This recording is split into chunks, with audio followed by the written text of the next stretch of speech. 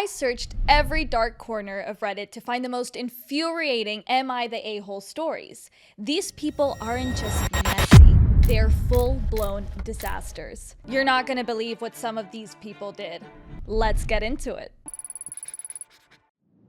Am I the a-hole for telling my coworker I can't attend her funeral because I'm busy that day? Here's the story. I have this coworker. Let's call her Karen. Karen is a character. She's always talking about these elaborate plans for every possible scenario. Last week, she told us she had pre-planned her entire funeral, complete with a guest list, catering, and even a DJ. Apparently, she wants her final send-off to be a lit celebration of life. Anyway, out of the blue yesterday, Karen walks up to me during lunch and says, "Hey, just so you know, I've penciled you in for my funeral next Saturday at 2 p.m. It's going to be fabulous, and I'd really appreciate your attendance." Now, here's the thing. I'm alive and kicking, so the idea of attending a funeral for someone who's very much alive just felt weird. Plus, I already have plans next Saturday to binge watch an entire season of Stranger Things and eat my weight in my pizza. So, without really thinking, I just blurted out, "Sorry, Karen, I can't make it. I'm busy that day." She looked at me like I had just slapped her with a cold fish. "Busy?" she asked, her voice dripping with disbelief. "You can't be too busy for a friend's funeral." Now, Karen has been giving me the cold shoulder ever since, and our other coworkers are split. Some think I'm a heartless jerk for not going along with her bizarre funeral dress rehearsal, while others think she's completely off her rocker for expecting people to actually attend this thing. So, Reddit, am I the a-hole for telling my very much alive coworker I can't attend her self-planned, preemptive funeral because I'm busy watching Netflix? Edit. For those asking about her well-being, she is fine. I've overheard somebody asking her and she replied it's just a celebration of life. So yes, it seems to be a narcissistic event. The comment section was on fire and nearly everyone was both shocked and amused. Many agreed this funeral was more of a narcissistic party than a meaningful event. Funeral rehearsal. Does it include burial or cremation? And one top voted comment summed it up bluntly. Let's call it what it really is. It's a party for a narcissist. You have no obligation to attend. This story got people really talking. While a few thought OP could have been more polite, the overwhelming reaction was clear. 80% thought the coworker was acting bizarre and attention-seeking. They believed OP had no obligation to attend a mock funeral for someone who's alive and well. 15% were amused, but suggested OP should have responded more delicately, just to avoid office drama. 5% believed maybe OP should go out of curiosity, for the tea, or just for the spectacle. Overall, this was seen as an absurd situation, and most agreed OP was completely justified in skipping this surreal event. Look, some coworkers throw birthday parties and others throw full-blown funerals for themselves. But just because someone calls it a celebration of life doesn't mean you have to RSVP. Sometimes the best decision is sticking to your Stranger Things and pizza plan. In 30 seconds, you'll hear the most unexpected bathroom proposal ever told.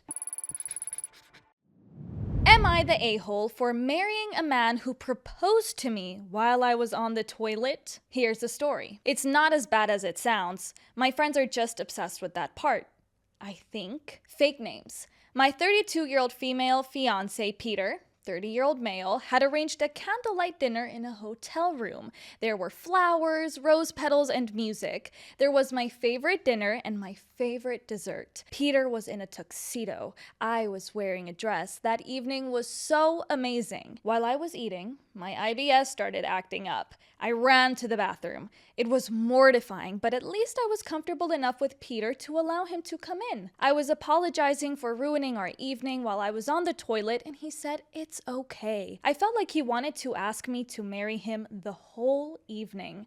I told him I love him, and he said I love you too. I told him I'm sure you'll take care of me in sickness and in health. That comment made Peter smile, and he got down on one knee. I didn't care scared that this was a situation, I was just happy to say yes. I felt like he wouldn't have asked that evening if I didn't say the "in sickness and in health" comment. I told my best friend Kate, 33-year-old female, and another friend Bailey, 33-year-old female. I told them the truth. Kate said it's weird, creepy, and an a-hole move on his part. I explained that he likely would have put it off if I didn't mean the health comment. Kate said I was desperate and that I should have some respect for myself. Bailey said if I thought Peter would ask another time, then I should have let him ask another time. Before talking to them, I thought I had the sweetest proposal story. Now I feel like an a-hole who caused my amazing fiance to have a terrible story. Am I the a-hole? The proposal happened on Saturday, and I had been holding off telling my parents and Peter's parents. Both sets of parents live in a different state. Tonight, we told my parents first via video chat. My mom is a massive fan of romance, and I knew she would ask about the proposal. Peter and I told my parents the whole proposal story. My mom was over the moon. She said proposing like that is better than any idea she had. My dad said it just proves the love Peter has for me. My mom asked if she can tell others, and I said, sure. I asked my mom to be my maid of honor. After getting engaged, my pick for maid of honor was either going to be Kate or my mom. I didn't pick my mom to spite Kate. I'm not punishing Kate. Kate's initial reaction to the proposal story would just make her being the maid of honor awkward. Plus, my mom is so happy with our union and she would love to plan a wedding. Then we told Peter's parents via video chat. His parents really appreciated the comedy. His dad thanked us for giving them the gift of telling that amazing story. His sister had their dad's sense of humor and loved it too. I hope Kate and Bailey will be bridesmaids. Yes, Kate and Bailey are single. I have been best friends with Kate since the 9th grade, so this little disagreement wouldn't ruin our friendship. Further update, Kate and Bailey both agreed to be bridesmaids when I asked via message. Kate apologized via message and also sent a video of her apologizing. She said after several days of thinking about the proposal, she realizes how loving it was. Bailey apologized briefly and admitted Kate told her to apologize. Most comments were in love with the story, calling it adorable, authentic, and real romance. Many shared their own proposal stories that didn't fit the fairy tale mold either. This is the cutest story. Your friends are just jealous. He's an absolute keeper, OP. As someone else with IBS, this is lovely. What a great way to prove in sickness and in health. He was showing you that you were safe with him. In a moment you were likely embarrassed and very vulnerable. It is incredibly sweet. This story sparked a wave of support, and not just from people with IBS.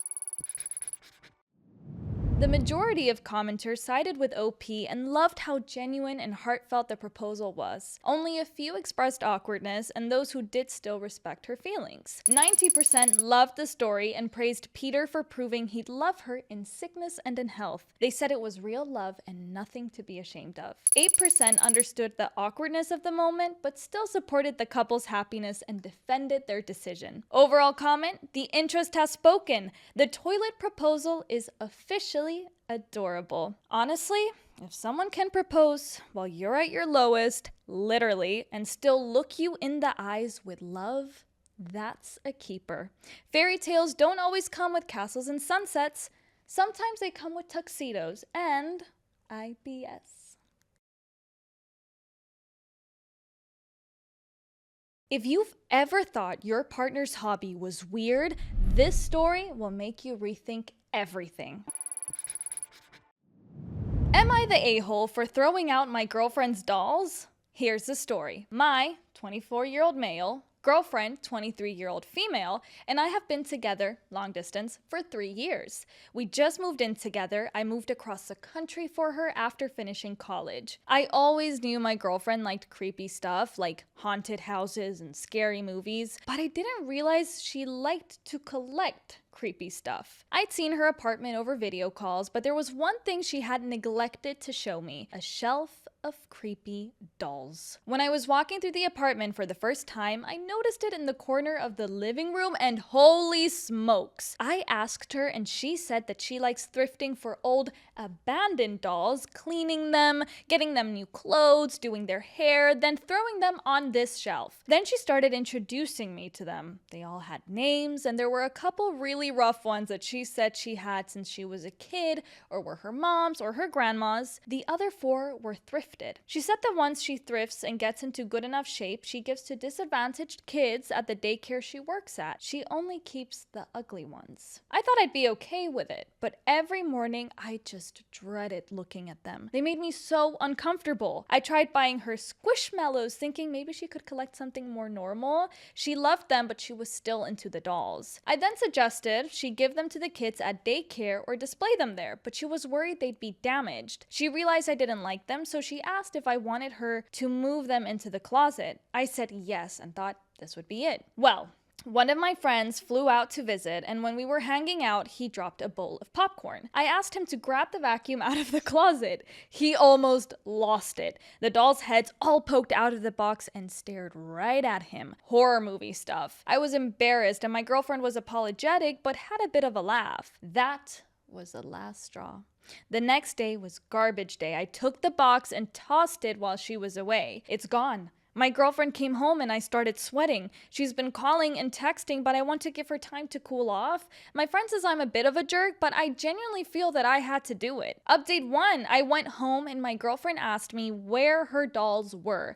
I told her the truth. She started sobbing. It reminded me of when her grandma died.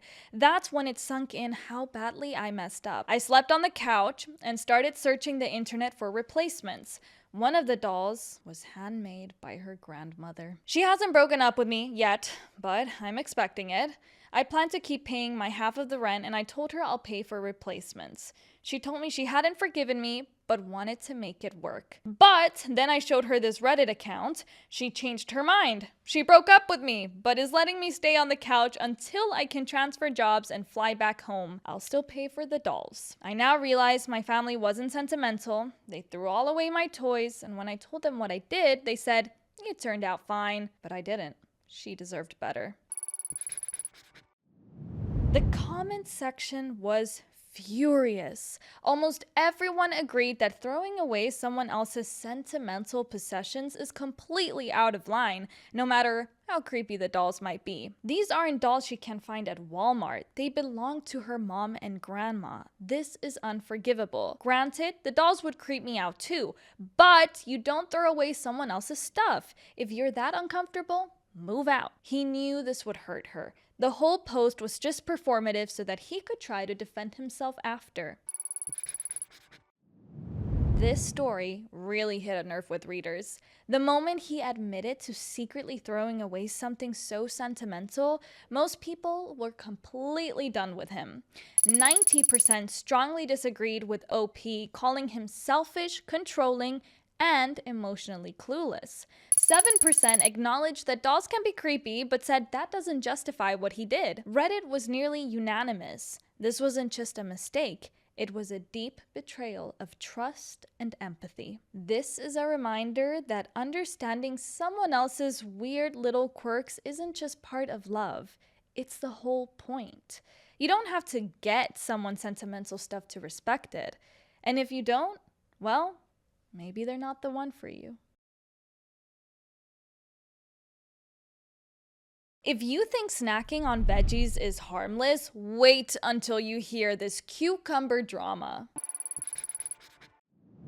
Am I the a-hole for eating too many cucumbers? Here's the story. For as long as I can remember, I've had this quirk, I guess you could call, that I never snack on anything other than cucumber. I shouldn't say never. Technically, since socially I'll get ice cream or eat a few chips at a party, I'm not a picky eater by any means, but my snack of choice has always been cucumbers. I eat pretty healthily anyway, so a lot of fruits and veggies are part of my diet. Since veggies are lower in calories, I have to eat a lot of them to eat enough. So I'll usually have some sliced cucumber in my purse that I munch on throughout the day, and I'll always have a cucumber in my car that I just eat whole while I'm driving. I go through several cucumbers daily. Although it's not healthy, I've had days where I felt really depressed depressed and overwhelmed and have binge eating nothing but cucumber. I think I've eaten perhaps 35 on very extreme days. Recently, this quirk has begun to drive my 22-year-old female boyfriend, 33-year-old male of 6 months insane. His words, not mine. He says it's highly inappropriate to carry them everywhere with me. We spent last weekend at his parents' lake house and I provided my own cucumber to snack on. One night before bed, I was in my room gnawing on a cucumber like a savage when his mother walked in. Under normal circumstances, I never would eat that around others. I'd slice it up. She was puzzled but chuckled and said, "My, you do like cucumber." My boyfriend later told me that I humiliated him with my childish and immature eating habits. I told him that his mom caught me in a low moment. He was being ridiculous since he eats a bag of chips every day and I don't bat an eye. He told me that chips were a normal snack and whole cucumbers were deranged. He told me I needed to stop eating cucumbers and that my behavior was becoming a deal breaker for him. I feel really bothered, but I think cucumbers are a weird hill to die and I don't want to lose my relationship. Edit, I'd just like to add that my boyfriend has never expressed any issue with my cucumber habits before now. The incident in question was because around 8 p.m. I was getting really hungry, and I don't know his family super well, so I didn't want to go rummaging asking for a snack, and I didn't want to bother them by asking for a cutting board or something to cut up my cucumber because of, well, mild social anxiety. So I shut myself in the guest room and figured I'd just snack on a cucumber quick. I don't usually go hide and eat cucumbers. But when his mom walked in looking for my boyfriend, presumably, and was a little surprised but seemed amused and not upset or anything, I honestly didn't think it turned into such a big deal for him. So, am I the a-hole? The comments are divided. Some think it's just a quirky snack habit. Others see signs of disordered eating.